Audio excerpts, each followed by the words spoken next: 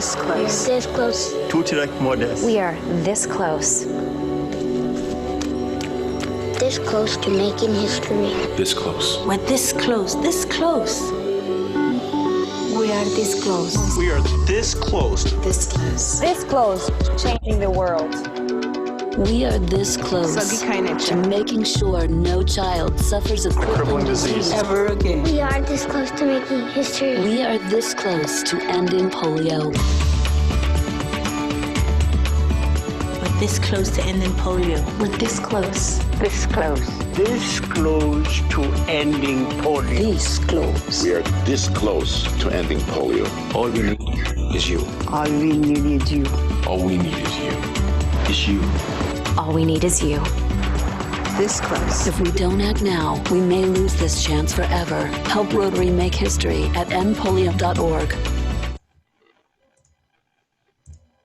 And welcome to the Rotary Club of San Dimas meeting for October 14th, 2020. It's my pleasure to introduce our president, Diva Alfaro.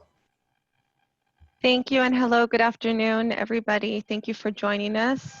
I just want to say it's a beautiful thing to have people that are like-minded, willing to stay up past midnight to join us live in this meeting, as well as others that are around the world that are here a little after 8 o'clock as well in the evening joining us.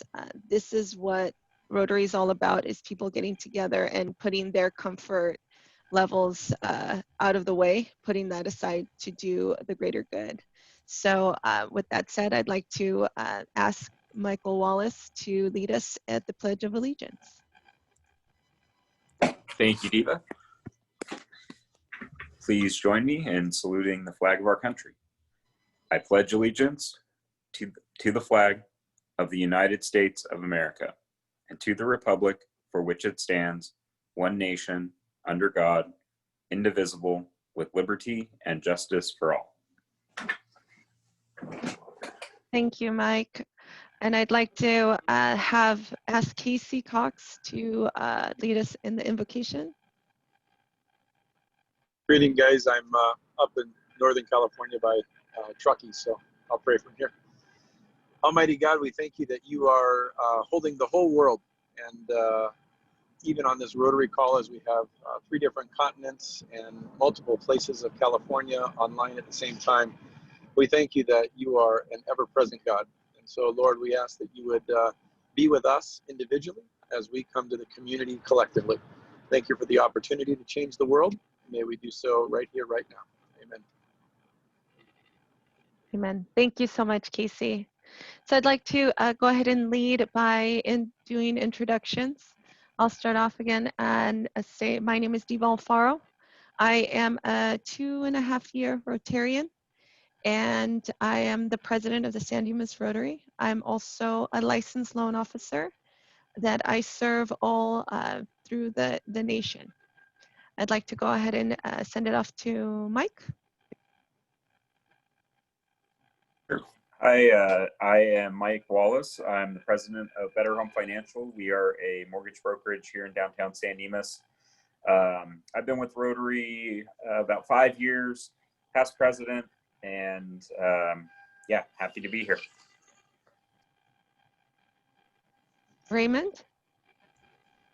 Raymond Foster, past president, president-elect, and I am the public image chair, therefore the face of Rotary. Thank you, Raymond. If I can get Casey.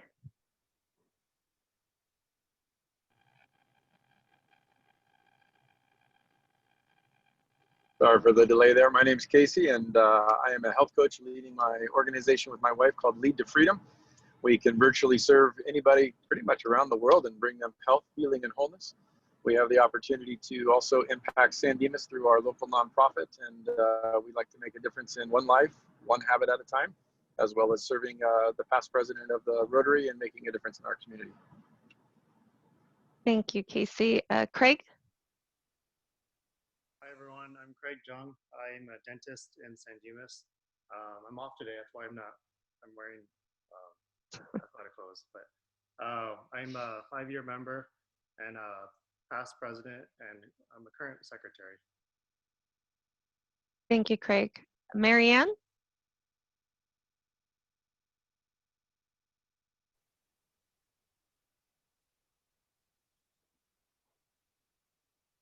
Okay, we'll let her jump on in a little bit. What I'd like, Terry, you want to go ahead and introduce yourself? Well, I'm Terry Kistler. I'm the past president of Azusa Rotary Club, and I'm the international chair for Azusa Rotary.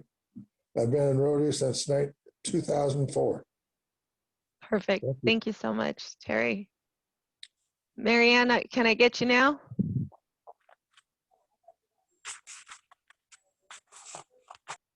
Okay, we'll go ahead and, before I introduce our speaker for today, I'd like to also get the few guests that we have on here. If you can introduce yourself and just say a brief who you are and how you got to join us today. Right. Hi guys, my name is Lokesh. I am a Rotarian for less than a year, a Rotaractor for over 3 years. I am also a past exchange student, so I spent a year in Oregon, USA. So I always love to be a meeting at any USA Rotary Club. Thanks to Rajiv uncle, who here invited me for this meeting. And I'm also the district Rotaract representative elect for my district. Great to be here. I'm here because of Rajiv uncle. So I'm looking forward to the meeting and connecting with you all. Perfect. Thank you so much for joining us today. Forgive me, is it, you said Ozoma? Yeah. All right. Hi guys, my name is Francis. I've been a Rotarian for 12 years. I was the past secretary of Rotary Club of Mina Central District 9125, Nigeria. I've been a member of the Rotaract Club and the Interact Club. I was born in the family. My dad was a Rotarian. So I'm an electrical and telecoms engineer in Nigeria, Lagos, Nigeria. Thank you. Thank you so much, Francis, for joining us. And I see Dr., is it Mahir? Dr. Mehr, yes. Mehr, sorry. Hi, everybody. This is Dr. Mehr. I'm from Foothill Family Chiropractic in Laverne, and also I'm running for Bonita Unified School Board candidate coming up elections. Thank you so much, Casey, for inviting me to this event, and I don't know if I'm still there or not, though. Am I there? Okay. All right. So, yeah, thank you, Casey, for inviting me to this great group, and look forward to meet everybody. Thank you so much. And then I have it's Justin. Did Justin just came on in? Okay, Greg.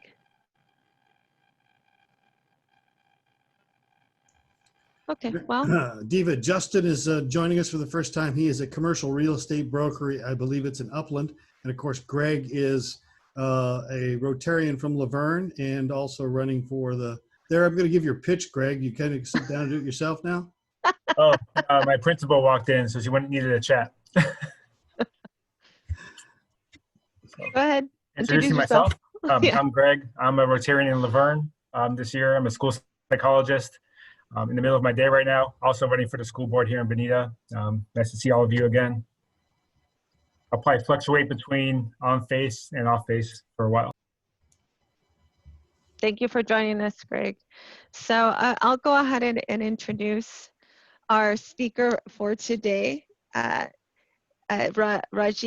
Sharma is a second-generation Rotarian since the age of 27. He has served as Rotary Club President in Golden Jubilee year 2001 and 2002, Assistant Governor, Assistant District Trainer, District Secretary, Grants Subcommittee Chair in 2013 and 14, as well as 2016 and 17. Chief Sergeant at Arms, and the list goes on. He is a member of the Rotary Global History Fellowship and the Rotary Leadership Institute. During his tenure, for the first time, 99% of clubs in District 3030 contributed to Rotary Foundation, and 24 Rotarians became benefactors to the permanent fund of Rotary Foundation. Quite an accomplishment. He has worked on numerous international humanitarian projects, not only in District 3030, but also in other parts of India, involving multiple international clubs around the world. Rajiv has a MS in pharmaceutical science from King's College in London, an MA in political science from Mumbai University. He is the managing director of a firm that specializes in manufacturing of herbal formulations. He is married to Dr. Rajmi. They have a daughter by the name of Mahima. Is that correct? Correct. Yeah. Oh, yeah, good. And both are very, very involved within Rotary. He believes in walk the talk, and his philosophy in serving community is by putting one's heart into it. So without further ado, Rajiv Sharma. Thank you. Thank you very much. Very well. Thank you for having me. And since we are a small gathering here, I would rather talk to you, have an interaction. So I will just give you some brief information about myself and what we do in India. Good evening. I bring greetings from District 3030 and my governor, and wish you all the success in coming year in service and fellowship and friendship. I got mail from Lieutenant Raymond Foster, LAPD, almost around 10:30 p.m. the first time when I connected with him. I was startled. I sat up in my bed and almost heard the banging on the voice calling, "Open up, LAPD." That was the effect of American television on us. We grew up of Modern Family, Friends, and Law and Order, and CSI, and these kind of TV. America and things, people of Americans have direct and indirect, knowingly and unknowingly effect on rest of the world. Hence, you are called most powerful nation of the world.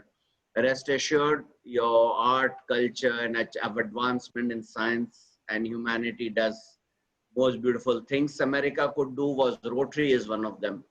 It's in 200 countries and territories. So, and that has affected us in many ways and myself personally. So I will tell you my stories. Before that, I tell you a very small story.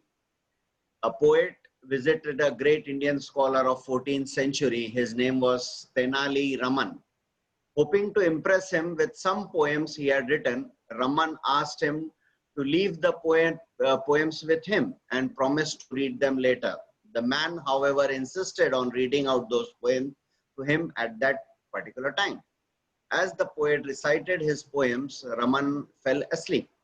When he woke up, the poet asked, "Sir, shall I read the poem again?" "Why? I have already given you my opinion, haven't I?" Raman said. "No, sir, you fell asleep." "That's right," replied Raman. I fell asleep. That is my honest opinion. So I look forward to your honest opinion, preferably at end of my talk, not during it. So please, let's interact more than I talk. As my introduction said, I was 27 years old when I joined Rotary, and my father was the member of the same club. Most of the members then were his friends, and I called them uncle and aunties, as Lokesh is calling me right now. His father is charter president of my club, new club now. For a few years later, when I became president of the club, my father was not the member of the club then. He passed away by that time, but then many of his friends were there. So I had to be on toes, asking them to join for projects or fellowships and see what I don't make them feel bad or that boy of yesterday is trying to dictate them and keeping the club running. and doing good. But by May that year, most of them wanted to remove the president-elect and wanted me to continue as a president.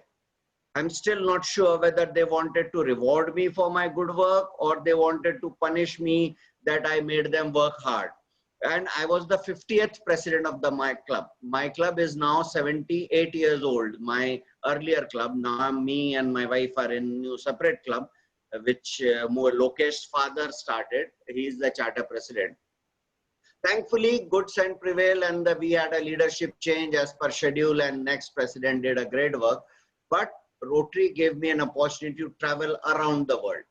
Since 2001, I am traveling because of Rotary. I have attended many conventions, many Rotary institutes. And so I must have bumped in you sometimes earlier.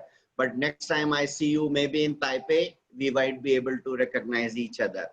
So at 27, I was asked to join Rotary and the new world of service opened for me for the past almost quarter of the century, and I've been volunteer for Rotary. I believe in this next few sentences, and I'm paraphrasing Martin Luther King Jr.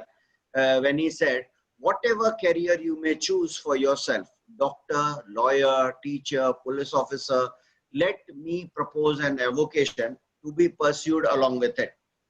That was Martin Luther King said, and he said, become a dedicated serviceman. I had become a dedicated Rotarian.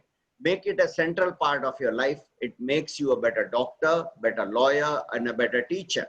It will enrich your spirit and nothing else possibly can. It will give you the rare sense of nobility that can only spring from love and selfless helping fellow men that make career of humanity. I concur with one RI president said, I was drawn into Rotary by nothing more than a complicated desire to do good. I joined Rotary for fellowship. I joined Rotary because my father asked me to do it. I loved listening to speeches. I listened to many celebrities. I attended conferences as a child with him when I was an interactor, then a Rotractor. So my father took me along to his conferences, and that's again what brought me into Rotary.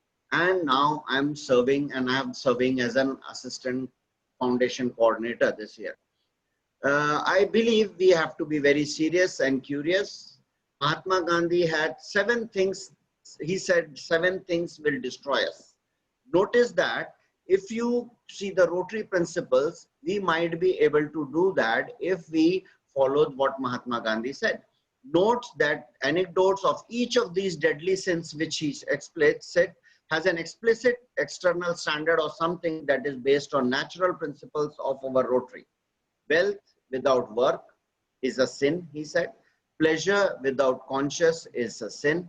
Knowledge without character, business without morality or ethics, and science without humanity. Religion without sacrifice, and politics without principle.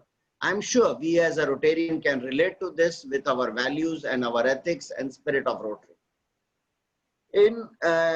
What we do in India is very important. India is a huge, huge country. If you go back to the history of Rotary Foundation, in 1917, when Arch Klump started Rotary Foundation, he started with only $26.5. And coincidentally, this year, 2019-20, India stands second, only next to United States of America, and total giving, coincidentally, you will guess it rightly, is $26.88 million. That's what only India gives. So this is what India is. And we in our district 3030 have done projects, nth projects. On an average, we do 9 global grants every year. Rotarians from United States, Italy, Finland, Canada, Australia, Argentina, Brazil, Taiwan, Singapore, these are all my friends, have helped me in getting partners since 2001 when I was club president. And I am so grateful to each one of them.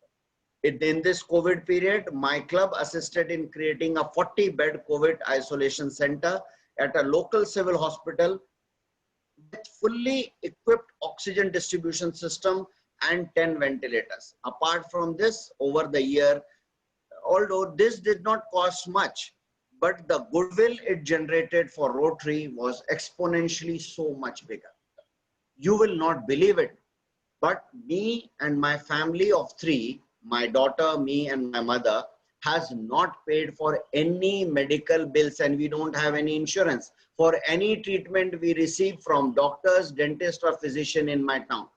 And all is that because they are aware of the contribution I make to Rotary, to my community through Rotary as a Rotarian and through Rotary Foundation. And that makes me feel very, very blessed. And in our whole district, if you see, we have 95 clubs in spread about 900 kilometers wide area. We have done projects in cath labs. We have 1 cath lab.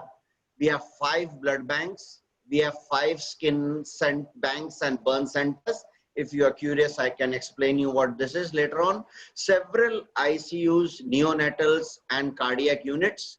5 mother's milk bank, human mother milk bank for storage and given to children who cannot have the mother's milk. 3 mammography buses, 1 in name of my mother. Several schools, e-learning centers. E-learning centers were made fashionable by my district even before COVID made it necessary to do distant education. And we have helped Rotarians around the world doing good as well. This is only 30-30. We have assisted from our district to district 3100 in north, 3040 just above us, 3054 in the west in finding partners. Proud to say that we are doing good, and God has put me in the wonderful position to help my community, and I'm exploiting that opportunity to the fullest. And now multiply this by at least 15. That's the conservative estimate. And as we have 40 districts in India, Rotary districts in India, 135,000 Rotarians are in India. Figures look very big, but that's only 1 Rotarian per 100,000 Indians. We are 1.35 billion people. So imagine that. Yes, we are a human resource rich country. So imagine the potential of Rotary if just we can double this number by acting on each one, bring one, which we tell our members to do. And still we need more of us to keep doing it. We are the land of opportunity to serve, you must say. Medical, maternal health, education, adult literacy, taking girl child back to school. And you don't know how, I read somewhere, you don't know which mind holds the key to next cure, next innovation, next vaccine. Hence, each body hold that mind needs to be healthy and needs to be educated. And that's what Rotarians in India believe in. As a Rotarian, we are very blessed to take our leadership role in the wonderful movement of our organization. I truly believe every new member changes us a little bit. When we get a new member, he changes me. He changes me to think better. That person brings a new perspective, new experience, and we need to embrace this constant renewal. We will grow stronger if we learn from the new member and take that experience and knowledge. That is why we need more women in our club and more women leadership positions. And you have a wonderful president in your club. Let us remember that it is no wrong age to become a Rotarian. Every age is welcome. Every age has something important to contribute. Position in Rotary is not a position of authority or privilege. It's the position of opportunity, I truly believe. Opportunity to do good. So let's keep doing good, making Rotary bigger, better and brighter. I have so much more to say, but I think it will be better if you have questions for me. So I will stop right now, and I will expect and I request you all to ask me question about India, so I might be able to tell you, because I can see America on television. I don't know how much India have you seen there on television. So maybe I might be an tool or instrument to show you some part of some window what India is all about. Thank you very much for having me. Thank you, Raymond. We got connected on Twitter because I told him to change the logo of the Twitter handle, and he called me to speak here. So I hope we keep connected again, stay again, and don't come in night banging on my door, open up LAPD. So thank you very much. Thank you.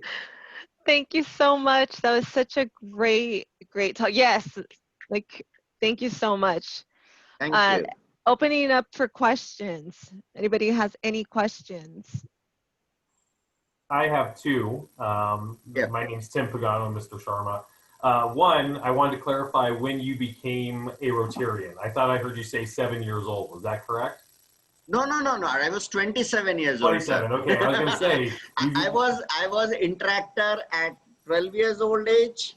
I was Rotractor at 18, 19 years of age, and then I became Rotarian at 27. Perfect. I was going to say you've been a long member of Rotary if it was 7 years old, and I was going to get my 5-year-old to start doing it. So. And then the second question is, your positivity just kind of comes out from the way that you speak and everything about what it is that you're doing, and your approach to doing good. Is that shared in India with those that are in Rotary and those that you come in contact with on a regular basis? Because, like I said, I could feel the positivity, throughout your talk with us today.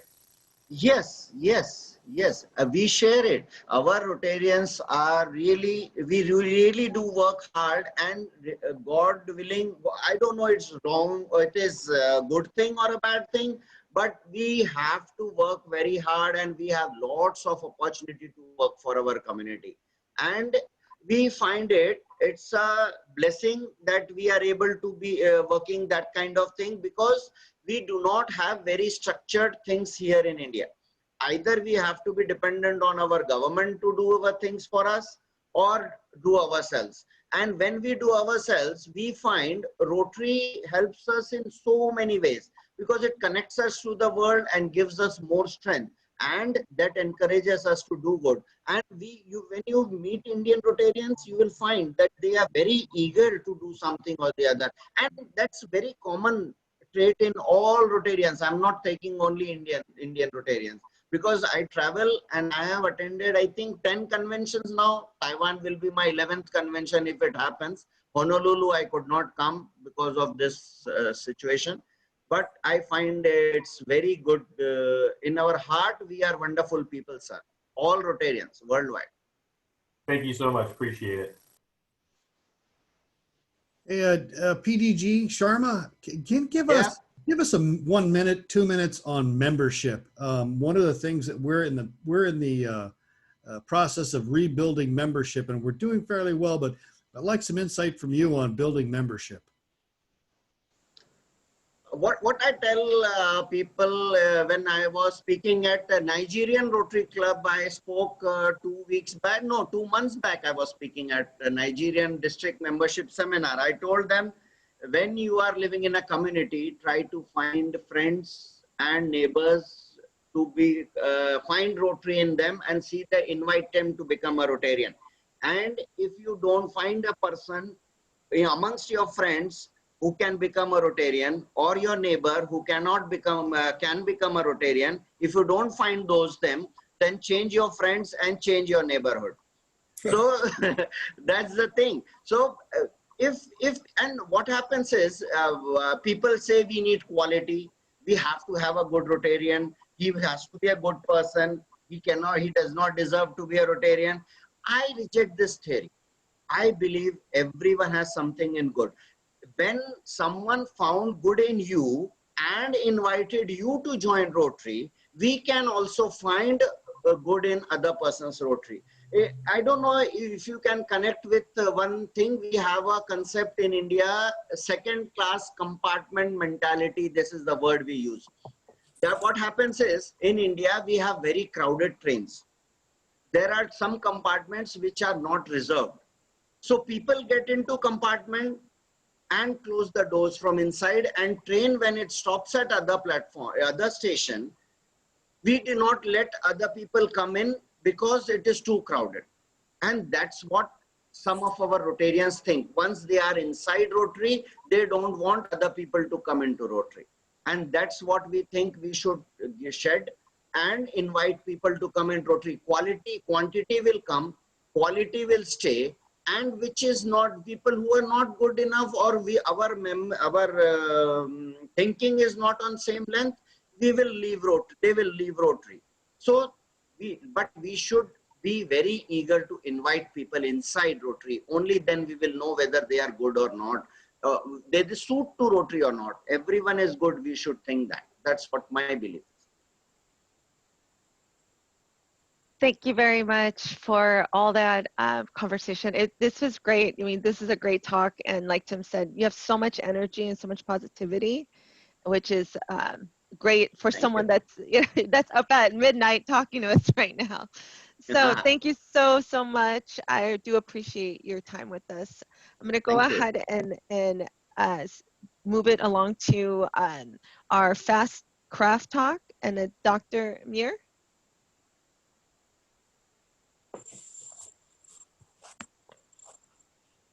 Yes, Dr. Mehr. All right. So I don't know how I can chase that, though. That was awesome, though. Thank you. So I pretty much have had the privilege to live and work in Laverne for the last, and San Dimas in the last 16 years. I'm a chiropractor in Laverne, and pretty much I moved in here about 16 years ago, got married, bought my first house in Laverne, have my practice in Laverne since 2007, and me and my wife have two children. My daughter, who is Emma, and she's attending schools in here, and as well as my son, Aiden, who's 7. So this place has a special heart for me in my heart, and for that reason, I really want to give back to the community. I've been a really active member of the community as far as I've served here for since I started my practice since 2007 as a board member of the Laverne Chamber of Commerce. I've served as a board on the chamber. I've been the founder and the community leader in the Health and Fitness Expo within the city of Laverne. This is one of our only health and wellness events that we have had in Laverne. And as well, I've served in statewide as far as my own organization, California Chiropractic Association, as a member, as a district director, and as well as board executive of the state. I was the treasurer of the state for 2017-18, and as well within the community, I've been active with our AYSO, or which serves San Dimas and Laverne for soccer organization for our kids. And I've been a board executive and safety director for the last 2 years. Going through this tough time, right now the kids are really my priority, and that's why I'm running for school board. And I believe in giving back to community. I've served, I've pretty much treated the patients as far as the students, teachers, the staff, and kind of know the depth of what it means to our community. And at this point, the crisis that we're going through, pretty much the health and wellness is becoming the priority, but I should have been the priority from the beginning. But people are realizing more and more these days, it doesn't matter what title you have or what title you have, if you are not healthy, if you're not promoting health and wellness, things can become really nothing, and has no value still. And that's what I'm trying to bring in. I have 3 priorities as far as running for school board, and we already have a great district in here, and that was one reason that I settled in here as far as my practice and business, also my residence. And but we always can make things better though, one of my top priority right now is reopening school in person as safely as possible. But I believe that kids needs to be back in where they belong, and there's always risk factors, but there has to be options though. And the second thing that I would really want to emphasize is like, you know, wellness and health though, as far as physical and mental both though. I believe educational success achieved through mental, physical, and environmental wellness though. And as of now, that has been pretty much what's been affected universally and pandemically with that. On the other hand, on the third thing that I really want to bring into table is the parent and guardians' right as far as raising their kids, having the options to choose what they believe are for better of their kids and students though. And we can improve that as far as what's coming up though. I've said enough, and I would like to hear back if there's any questions.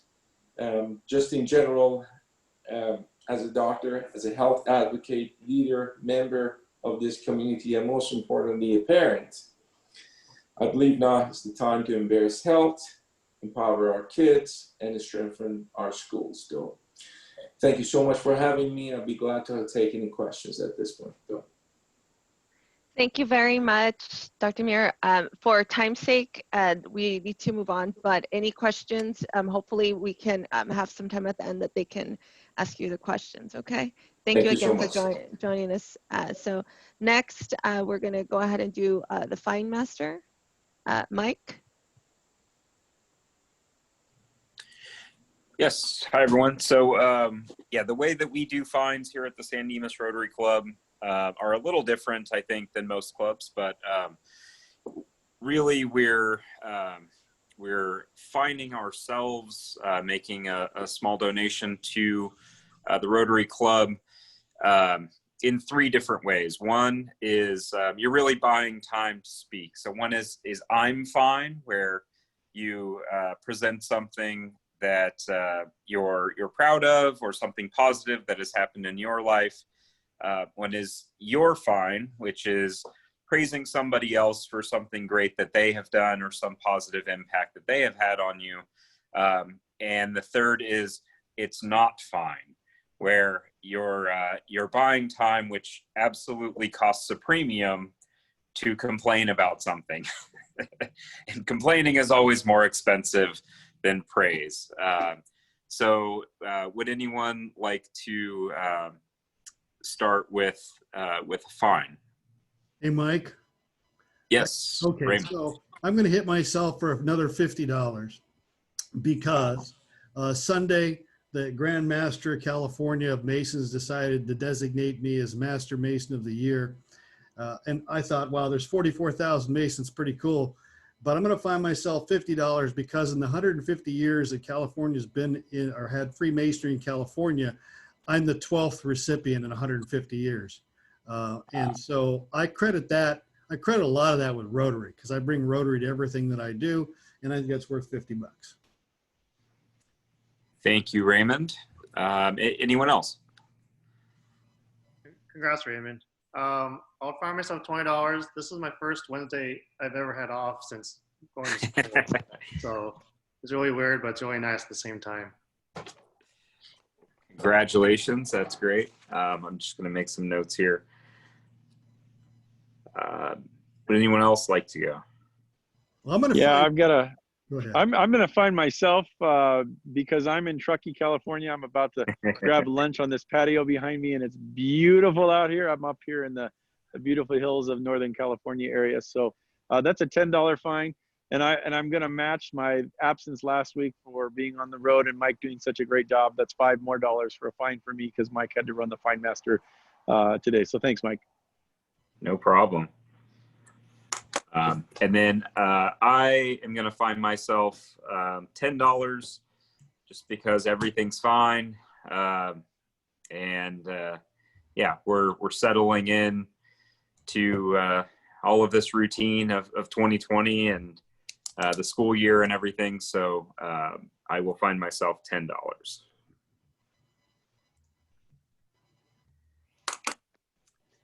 If there's no others, then I believe I'll find myself, Mike, I'll find myself $10. I feel like that was the price of admission for our guest speaker today. So you can go ahead and tag me for 10.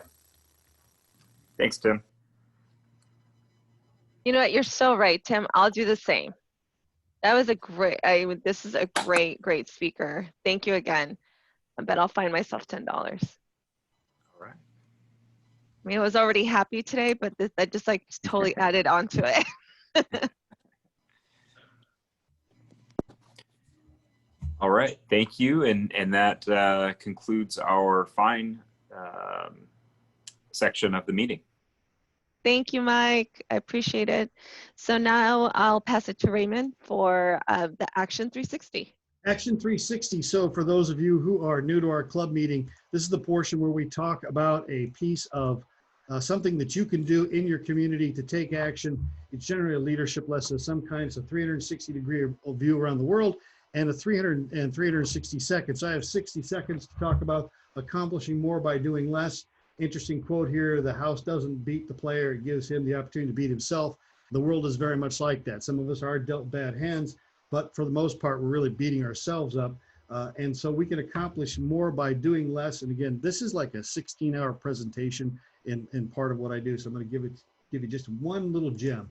The foundation for doing more and accomplishing more with less is to understand the difference between effectiveness and efficiency. Effectiveness is accomplishing a task well. Efficiency is using the fewest inputs to accomplish a task well. And it says a task well because my mother turned out to be correct. And my mom told me that there was never enough time to do it right, but there was always enough time to do it over. And so the point of everything when you're being effective is to do it well. If you are an employee, you're probably worried about effectiveness. If you're a boss or an owner operator, it's efficiency you're concerned with. Using the fewest inputs. Inputs can be pencils and erasers, but the biggest input is time. We don't get time back. You can go to the bank and get more money, but you can't get more time. So we're going to focus on the input of time and being efficient. Okay, if they told you multitasking, that's a myth, doesn't exist, not a true thing. Now, in certain rote things, like if you're driving the car and you've driven for thousands and thousands of hours, you can drive down the street, and as long as things are going swimmingly well, you can yell at the radio and eat French fries without a problem. But if something goes sideways, you have to refocus. And most of us have these tasks that are hugely complex. And so we are focused, and we don't know how to multitask. The human brain does not work that way. However, I'm here to tell you that pizzas are real. Multitasking is a myth, but pizzas are real. I've seen them, I've eaten one. And a pizza, you eat it by breaking it up into small slices. And the tasks that we accomplish are the same way. By breaking them up into component pieces, we're more easily able to handle them. We're more easily able to eat them. But this metaphor, it hits a dead end because you've got to cook before you can eat. In other words, if you haven't already thought a task through and broken it down into its component parts and looked at it, you don't have the ability to do this. And I call this charting a course. I'll give you 2 examples. One of my clients, I do about 40 or 50, I've got about 40 or 50 clients around the US, and about 30 times a year I do a thing for them, depending on who wants it. Last Friday I did one, and it's an 8-hour job. It takes me about 2 hours. The first time I did it, it took me 3 days, because what I did was I broke this task into very small component parts, and I developed things to assist me. As an example, I have a standardized spreadsheet, and the cells actually migrate to the final Word document that I send to the client. So as I'm actually calculating scores and doing things, my Word document is being created, but that took time to set up, and that is charting my course through the task. I've got another thing I'm going to be doing over the next 3 years overseas, and it's a big job, so I've spent probably 4 weeks breaking it down into component tasks so that when I hit the ground, I have things covered. This idea of charting a course. The most important thing, though, when you're charting a course is to look out for dependencies. Those are things that you got to do this task. Completing this task is dependent on moving forward. If you're a real estate agent, you can't close escrow till you get a title report. Therefore, closing escrow is dependent upon a title report being received from another person. If you're in the loan business, you can't create a loan until you've gotten a credit report. And a credit report is dependent upon another agency. These are dependencies, and these are the things that often slow us down, hit us roadblocks, and we actually have personal dependencies. And if you break something you're doing down into very small pieces, you find those dependencies. This will speed you up significantly. There's a couple of things you can do with dependencies. The first you'll see over there on the left is to schedule and follow up. And if any of you have received a follow-up email from me, that's because there was a schedule. If I didn't receive a return, I see Tim shaking his head. There you were scheduled. If I didn't receive it in a certain amount of time, to follow up, see what's going on, because your action is my action, continued action is dependent upon you doing what you said you'd do. The other thing you can do is you can find a workaround. Now, a workaround is finding not a substitute, but a way that you can leave this task for a moment. In other words, let's say you need a title report to complete. What other things along the way can you do and leave that over to the side? That's working around the dependency while you wait. The next thing you can do is eliminate. Eliminate's the best part. As you go through these tasks, which of these you really don't need to do? Or which of them can you replace by some automation? As an example, when I went through and I made a spreadsheet that links to a Word document, I eliminated the need to recopy the information. So I eliminated a task. The last one is finding an alternative source. If you can't get it from someplace, you get it from another place, and often that will remove the dependency. That's your Action 360 for October 14th. Thank you, Raymond. That was really good, actually. Very, very, very good. If we can go ahead and pull up the calendar. Yes, calendar's coming.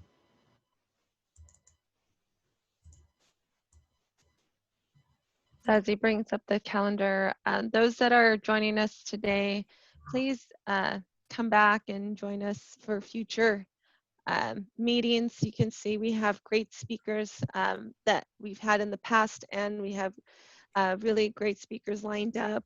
So please come and shoot us an email or a message letting us know if when you can come back, or if you'd like to come back.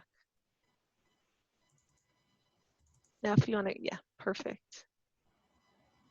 So the warm clothing drive, that is those that are going to be on the committee. Don't forget, we have a call. It's a conference call, right, Raymond? Not a Zoom meeting tomorrow night. Oh, it is? Okay. Tomorrow night, and then start cleaning out your closets November 8th from 12 to 5. Come drop off clean, usable winter clothing.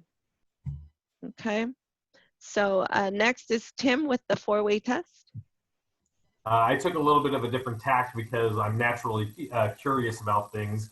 And I've been with the club now for 5 months. And while I've heard the 4-way test, I didn't know where it came from. So I'm going to rely on Mike. So you're a fine master. I may ask you to maybe find some people here. Does anybody know where the 4-way test came from? Yes. Right there. Okay. Do you guys know the backstory of how Herbert J. Taylor created it? No. So I ended up looking it up, and essentially Herbert J. Taylor was part of the Club of Aluminum Products Distribution Company, and they were going through bankruptcy back in the early 1930s. And essentially what he believed is that the company could essentially come out of bankruptcy and do a little bit of change modeling based on the 4-way test. And he started applying, is it the truth? Is it fair to all concerned? Will it build goodwill and better friendships? And will it be beneficial to all concerns as kind of the organizational culture there for the aluminum company that he was working with? And so essentially that was instituted in 1932, and where they were on the brink of bankruptcy. And 20 years later, after applying the 4-way test, the company repaid its debts, generously paid its shareholders, and had a healthy financial balance after applying the 4-way test. So for me, you know, working in the public sector and everything, you know, this is something, as far as we are concerned, either in the private sector or in the public sector, it shows the power of the four-way test when we go through either working with our teams, working with the public, or working with our clients, that there is power in actually employing this, and there is a direct result from Mr. Taylor himself.